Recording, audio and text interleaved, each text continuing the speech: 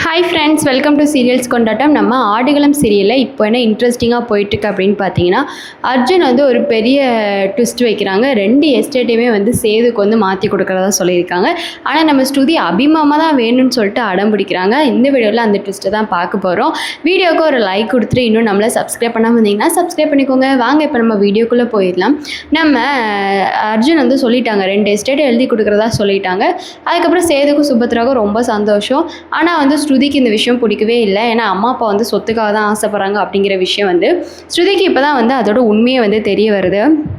அப்போ தான் வந்து ஸ்ருதிட்டே வந்து சுபத்ராவும் சேது சொல்கிறாங்க, இந்த அபியை நீ மறந்துட்டு தூக்கி போட்டுட்டு நீ தயவு செஞ்சு அந்த 2 எஸ்டேட்டை நம்ம வாங்கிட்டு இங்கேருந்து கிளம்பிடலாம், உனக்கு அடுத்த எஸ்டேட் வச்சுருக்க ஒரு மாப்பிள்ளையை பார்த்து கல்யாணம் பண்ணி வச்சிடலாம் அப்படின்னு.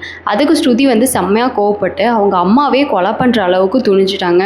சுபத்ராவோட கழுத்தை பிடிச்சி நெரிச்சு, உங்களெல்லாம் வந்து நான் சும்மாவே விட மாட்டேன், எனக்கு சின்ன வயசுலேருந்து அபின்னு அபிமாமா தான் உன் புருஷன்னு ஆசையை வளர்த்துட்டு இப்போ வந்து சொத்துக்காக ஆசைப்பட்டுட்டு இப்படி 2 பேரும் மாற்றி பேசுகிறீங்களே, நீங்கள்லாம் நல்லா இருப்பீங்களா? நீங்கள் என்ன பண்ணாலும் பரவாயில்ல, எனக்கு அபிமாமா தான் வேணும். அந்த சத்யா மட்டும் இல்லைன்னா தேவிக்கிட்ட இருந்து ஈஸியாக நான் அபிமாமாவை பிரித்து கூட்டிகிட்டு போயிடுவேன். அந்த சத்யாவை வீட்டை விட்டு வெளியே அனுப்பக்கூடிய வழியை பாருங்கள். அதை விட்டுட்டு என்னைய மனசு மாறு அப்படி இப்படின்னு எனக்கு எவனையாச்சும் கல்யாணம் பண்ணி வைக்கணும்னு நினச்சிங்க, உங்களை தாய் தகப்பன் கூட பார்க்க மாட்டேன், உங்கள் 2 பேரையும் கொலை பண்ணியே போட்டுருவேன் அப்படின்னு சொல்லிட்டு ஸ்ருதி வந்து ரொம்ப கோபக்காரியாக மாறின தருணம் இதுன்னு தான் சொல்லணும். ரொம்ப கோவக்காரியாக ஸ்ருதி மாறிட்டாங்க. அதுக்கப்புறம் சுபத்ராவுக்கும் சேதுக்குமே ஸ்ருதியோட இந்த ரியாக்ஷன்ஸ் ரொம்ப பயங்கரமாகவும் பதட்டமாகவும் இருந்துச்சு. அதோட சேதுவே என்ன சொல்கிறாங்கன்னா, சரி ஸ்ருதி அவசரப்படாத, பொறுமையாயிரு, 2 எஸ்டேட்டை வாங்கிட்டு நம்ம இங்கேருந்து போயிட்டு அதுக்கப்புறம் அபியோட மனசை எப்படி திருடலான்னு நம்ம யோசிக்கலாம், அபியை அதுக்கப்புறம் உனக்கு கல்யாணம் பண்ணி வைக்கிறோம் அப்படிங்கிற மாதிரி ஸ்ருதிக்கிட்ட சொல்ல உடனே ஸ்ருதி, அப்படி வாங்க வலிக்கு, இப்போ தான் நீங்கள் என்னோட அப்பாவும் அம்மாவும், இப்படி தான் இருக்கணும், என்னோட சந்தோஷத்தை பற்றி நீங்கள் 2 பேருமே யோசிக்கணும், சொத்தை பற்றி மட்டும் தயவு செஞ்சு யோசிக்காதீங்க, சொத்து முக்கியமாக இருந்தாலும் ஸ்ருதியோட உங்கள் மகளோட சந்தோஷம் முக்கியம் இல்லையா அப்படிங்கிற மாதிரி ஸ்ருதி கேட்க உடனே சுபத்ராவும் சேதுவும் ஆமாம்மா கண்டிப்பாக முக்கியம் தாம்மா, அதனால் நீ கவலைப்படாத, ஃபஸ்ட்டு நம்ம இந்த 2 எஸ்டேட்டை கைப்பற்றிக்கலாம், அதுக்கப்புறம் உனக்கு அபியை கல்யாணம் பண்ணியே வைக்கிறோம், நீ ஏமா கவலைப்படுற அப்படிங்கிற மாதிரி பேசுகிறாங்க. நம்ம அர்ஜுனோட அப்பா வந்து தோட்டத்தில் வந்து செடிக்கெலாம் வந்து தண்ணி ஊற்றிட்டுருக்காங்க. அப்போ தான் வந்து சத்யாவும் தேவியும் வந்துட்டு சத்யா வந்து அர்ஜுனோட அப்பா கிட்ட, மாமா நான் சொன்ன மாதிரியே நீங்கள் பண்ணிட்டீங்க மாமா, உங்களுக்கு ரொம்ப ரொம்ப நன்றி மாமா அப்படின்னு சொல்கிறாங்க. உடனே அர்ஜுனோட அப்பா, இல்லைம்மா எனக்கு இதிலலாம் வந்து சுத்தமாக வந்து இஷ்டம் இல்லை, விருப்பம் இல்லை அப்படின்றாங்க.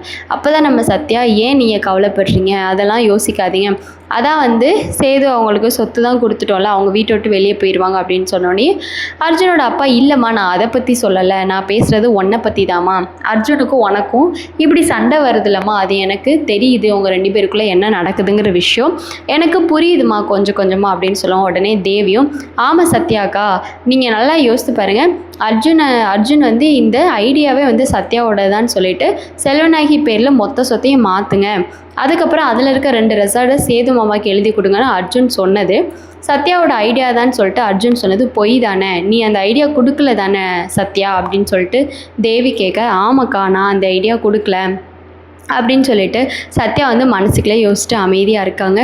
அப்போ தான் வந்து அர்ஜுனோட அப்பா, எனக்கு இப்படி சுத்தமாக பிடிக்கலம்மா, இப்படி அர்ஜுனுக்கும் உனக்கும் இப்படி சண்டை வருது, ஸ்ருதியை வீட்டை விட்டு வெளியே அனுப்பணும்னு இருக்கிற போராட்டத்தில் உங்கள் 2 பேருக்கும் இப்படி சண்டை வருது, எனக்கு சுத்தமாக பிடிக்கலம்மா, அர்ஜுன் பற்றி உனக்கு தெரியாது, அர்ஜுனோட ஒரு மனசு தான் கோவக்கார மனசு, இன்னொரு மனசு உனக்குன்னா ஒன்றுனா துடிச்சு போயிடுவான் உன்னை, ஏன்னா அவன் அவ்வளோ காதலிக்கிறான் அப்படின்னு அர்ஜுனோட அப்பா சொல்லுவோம். நம்ம சத்யா, இல்லை மாமா எனக்கும் அர்ஜுனுக்கும் நடுவில் நடக்கிறது எதுவுமே உங்கள் யாருக்குமே தெரியாது, எங்கள் 2 பேருக்கு பலமாக வந்து பெரிய பெரிய விஷயங்கள்லாம் எங்கள் 2 பேருக்கு நடுவில் நடக்குது, அதனால் அடித்து சொல்கிறேன், அர்ஜுன் எப்பயுமே வந்து என்னை நம்பவே மாட்டார் மாமா, அர்ஜுனை பொறுத்தளவில் நான் என்ன சொன்னாலும் பொய் தான் சொல்கிறேன், அர்ஜுனை பொறுத்தளவில் நான் வந்து என்ன உண்மையாக இருந்தாலும் கூட நான் ஒரு பொய்க்காரி தான், நான் ஒரு துரோகம் செஞ்சவ தான், அதனால் அர்ஜுனை என்றைக்குமே என்னைய நம்ப வைக்க முடியாது, நான் என்ன விதமான நல்ல காரியம் செஞ்சாலும் அதில் அர்ஜுன் குறை கண்டுபிடிச்சி அது பொய்ன்னு தான் சொல்லுவாரே தவிர அதுக்கு என்னை பாராட்டவோ பரிசு கொடுக்கவோ மாட்டார் மாமா, அதனால்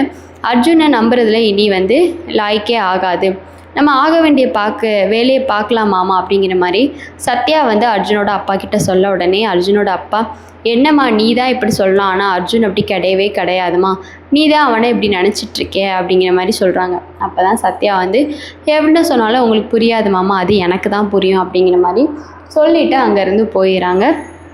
இந்த சேதுக்கும் சுபத்ராவுக்கும் செம்ம ஹாப்பி, சொத்து கிடச்சதில் சொத்து எழுதி தர போகிறாங்க அப்படின்னு சொல்லிட்டு ரொம்பவே வந்து ஹாப்பியாக இருக்காங்க. அப்போ தான் அர்ஜுன் திரும்ப சத்யா கிட்ட வந்து, பத்தியாடி இப்போது என் பேரில் ஒரு நயா பைசா சொத்து கூட இருக்காது, நான் எங்கள் அம்மா பேருக்கு தான் எல்லாத்தையும் மாற்ற போகிறேன், உன்னால் முடிஞ்சதை பண்ணு சத்யா அப்படிங்கிற மாதிரி சொல்கிறாங்க. இந்த பக்கம் பார்த்தா நம்ம சத்யா வந்து கிச்சனில் வேலை பார்த்துட்ருக்காங்க. உடனே ஸ்ருதி வந்து கிச்சனில் வராங்க. வந்துட்டு, நல்லா இந்த சத்யா தனியாக தான் இருக்கா, நம்மக்கிட்ட வசமாக இவள் மாட்டிக்கிட்டா, இவ்வளோ ஒரு வழி செஞ்சுக்கலாம் அப்படின்னு சொல்லிட்டு ஸ்ருதி வந்து சத்யாவை பழி வாங்குறதுக்காக கிச்சனில் வராங்க. ஆனால் வந்து ஸ்ருதி வந்து சத்யாவை செஞ்சிடலாம்னு நினச்சாங்க, ஆனால் சத்யா வந்து ஸ்ருதியவே செஞ்சுட்டாங்க அப்படின்னு தான் சொல்லணும். ஸ்ருதி வந்து சத்யா கிட்ட, ஏய் உனக்கும் தேவிக்கும் என்னடி சம்மந்தம்? இல்லை கேட்குறேன், தேவிக்கு ஏதாச்சும் சொன்னால் நீ பற்றிக்கிட்டு வர, சொல்லுடி, இப்போவே சொல்லுடி, என்னடி சம்மந்தம் அப்படின்னு கேட்க, சத்யா உடனே வந்து கையில் வந்து கிச்சன் சமைச்சிட்டு இருந்தாங்களே கரண்டியை வச்சு கிண்டிகிட்டு இருந்திருப்பாங்க போல், அதோட கையில் அந்த கரண்டியை வச்சுக்கிட்டு, என்ன சம்மந்தம்னா இப்படி தான் அப்படின்னு சொல்லிட்டு ஒரு மாதிரி ஏதோ ஒரு டைலாக் சொல்கிறாங்க, எனக்கு சரியாக ஞாபகம் இல்லை. அதோட ஆமாம் இதுக்கும் எந்த சம்மந்தமே இல்லையேடி அப்படின்னு ஸ்ருதி சொல்ல, அதை தான் நானும் சொல்கிறேன், இதுக்கும் அதுக்கும் எந்த சம்மந்தமே இல்லைல்ல, அந்த மாதிரி தான் எங்களோட உறவும், எங்கள் உறவு யாருக்குமே சொல்ல முடியாத உறவு, எங்கள் உறவில் பொய் சொன்னால் அது உண்மையாக இருக்கலாம், உண்மை சொன்னால் அது பொய்யாக இருக்கலாம், அப்படிப்பட்ட உறவு தான் எங்களோட உறவு அப்படிங்கிற மாதிரி சொல்ல, ஏய் சத்யா, நான் கண்டிப்பாக கூடிய சீக்கிரத்தில் நீ என்கிட்ட மாட்டாமலாடி போயிடுவேன், கண்டிப்பாக நான் கண்டுபிடிப்பேன்டி, உனக்கும் தேவிக்கு என்ன உறவுன்னு கண்டுபிடிப்பேன்டி, நீ சொல்லனா என்னடி, நான் எப்படி இருந்தாலும் கண்டுபிடிப்பேன்டி அப்படின்னு சொல்லிட்டு சத்யா வந்து தேவிக்கிட்ட ஸ்ருதி வந்து சத்யா கிட்ட மல்லு கட்டிட்டு நிற்கிறாங்க. நம்ம சத்யா, நீ என்ன வேணால் பண்ணடி, உன்னால் ஒன்றும் பிடுங்க முடியாதுடி அப்படின்னு சொல்லிட்டு திமிராவே வந்து ஸ்ருதிக்கிட்ட வந்து பேசிகிட்டு இருக்காங்க.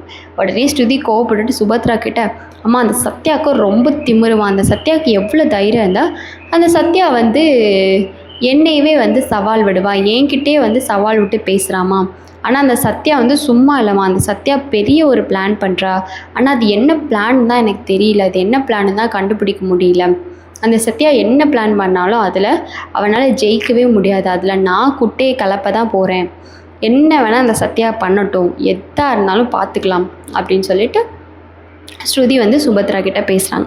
சரி, இதுக்கப்புறம் என்ன ஆக போகுதுன்னு உங்களுக்கு தெரிஞ்சுன்னா கமெண்ட்ஸ் மூலமாக ஷேர் பண்ணுங்கள். இந்த வீடியோ பிடிச்சிருந்துச்சி அப்படின்னா கண்டிப்பாக லைக் பண்ணுங்கள். நம்ம சத்யாவை பிடிக்கும்னு நினச்சிங்கன்னா சத்யா சூப்பர்னு சொல்லிட்டு கமெண்ட்டை தட்டி விடுங்க. நம்ம தேவியை பிடிக்கும்னு நினச்சிங்கன்னா தேவி சூப்பர்னு சொல்லிட்டு கமெண்ட் பண்ணுங்கள். நம்ம சத்யா எடுத்த இந்த முடிவுகள், இந்த ஐடியாஸ் எல்லாமே வந்து இப்போ தான் வந்து சரியாக எக்ஸிக்யூட் ஆகிட்டுருக்கு. அதை பற்றி நீங்கள் என்ன நினைக்கிறீங்கன்னு சொல்லிட்டு கமெண்ட் பண்ணுங்கள். ஸ்ருதியோட மூக்கை ஒரு தடவையும் சத்யா வந்து உடச்சிட்டே இருக்காங்க. ஸ்ருதி வந்து அவமானப்பட்டு அசிங்கப்பட்டு கூனி குறுக்கி சத்யா முன்னாடி நிற்கிறாங்க. நெக்ஸ்ட் வீடியோவில் பார்க்கலாம். டாடா.